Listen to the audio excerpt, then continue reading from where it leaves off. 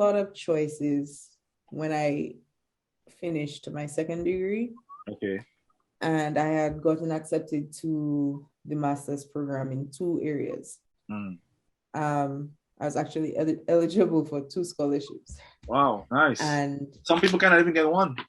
I tell you.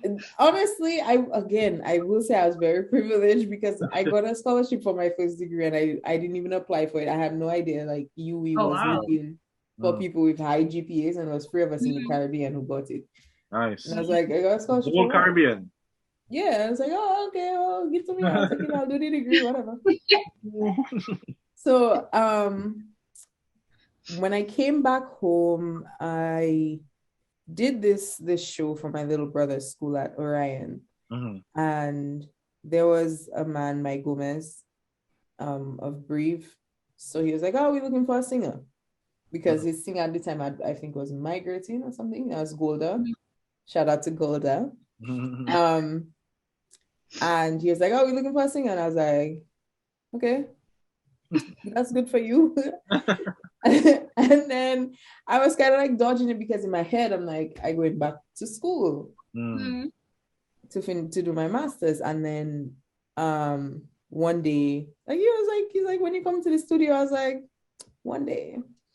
After he was tired of dodging me, he met me by where Ross University, I think was. And I saw him. And he's like, what you doing now? I was like, he's like, come to me. We go to the studio. I was like, dang it. Right, he caught you. Finally caught you. Yeah. So he catch me better than West Indies. So brought me to the studio. I met Kenrick, I met Max, I think it was Kenrick and Max. Okay. And I think a couple of days later, I came back, just to see what it was like. I was like, instruments. Yeah. And then we just had this freestyle session. I can never forget. We had a freestyle session. Kenrick was, I think, playing on the keyboard and Max was playing guitar. And all of a sudden, I just started to just freestyle like a song. Nice. It was the first time in my life that I've written my whole life, but it was the first time I didn't have pen and paper and I was just writing. And they were making me hear, like Max and Kenrick was making me hear like stuff they were producing. I was like, at first I was like, okay, this is different. This is because I honestly, I'm not gonna lie. I check in his record thing, we are thinking them fellas gonna call me, and that's my thing. Yeah. So I just go courteously. Yeah, you don't check in. Yeah. You so come to the boy thing along there. You're so not prepared for what you wasn't prepared for that. I was like, okay, I'll come to your banners, but I mean, you're not gonna make me sing the roof is on fire. So when I heard what they were doing, I was like, okay, this is different. This is nice. And then he started doing something. This loop was playing, and the name of the song I wrote was Le Vehicle, and it was just like magic, magic. And I looked at Kenrick, and by the way, I couldn't stand the boy because I did not hit it off like from the beginning. Yeah, it was just oil and water, but.